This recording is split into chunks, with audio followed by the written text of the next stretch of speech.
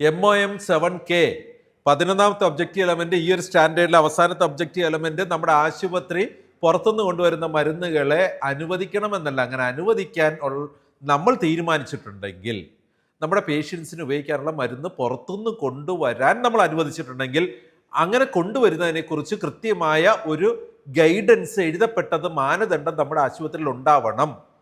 അങ്ങനെ കൊണ്ടുവരുന്ന മരുന്നിൻ്റെ പേരൊക്കെ കൃത്യമായി ലേബിൾ ചെയ്തിട്ടുണ്ടോ, അതിൻ്റെ സ്ട്രെങ്തോ എക്സ്പയറിയും ബാച്ചും ഒക്കെ അതിനകത്ത് കൃത്യമായി ഇതൊക്കെ നോക്കിയിട്ടേ ഞങ്ങൾ അകത്തോട്ട് സ്വീകരിക്കത്തുള്ളൂ എന്ന് കൃത്യമായ ഗൈഡ് ലൈൻസ് ഉണ്ടാവണം. ആ ഗൈഡ് ലൈൻസിനെ ആനുപാതികമായിട്ടാണ് നിങ്ങൾക്ക് വേണമെങ്കിൽ പുറത്തുനിന്നുള്ള മരുന്ന് എടുക്കത്തില്ല എന്ന് തീരുമാനിക്കാം, പ്രശ്നമൊന്നുമില്ല നമ്മുടെ ആശുപത്രിയിൽ.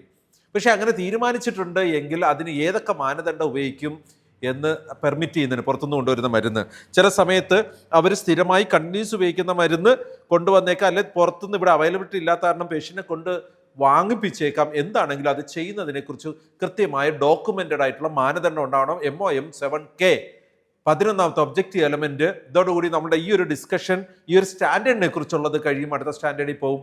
MOM-7K പറയുന്നു, measures to govern patients medication brought from outside the organisation shall be implemented. അതിനൊരു ഗവേണിങ്, ഒരു guidelines, written guidelines നമ്മൾ വെക്കണം. വെറുതെ തോന്നിയ കണക്ക് കൊണ്ടുവന്ന് ഉപയോഗിച്ചിട്ട് എന്തെങ്കിലും പ്രശ്നം പറ്റിയാൽ നമ്മൾ തന്നെ സമാധാനം പറയേണ്ടത്.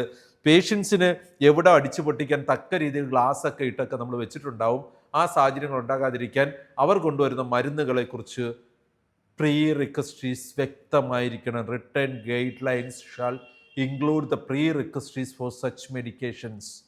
അതിനകത്ത് എക്സ്പയറി ഉണ്ടാവണം, ലേബൽ ഉണ്ടാവണം, അങ്ങനെയുള്ള കാര്യങ്ങളെല്ലാം ബാച്ച് നമ്പർ ഉണ്ടെങ്കിൽ മാത്രമേ നമ്മളിവിടെ സ്വീകരിക്കത്തുള്ളൂ, അഡ്മിനിസ്റ്റർ ചെയ്യത്തുള്ളൂ എന്നുള്ളത് വ്യക്തമായി കമ്മ്യൂണിക്കേറ്റ് ചെയ്യപ്പെട്ടിട്ടുണ്ടാവണം.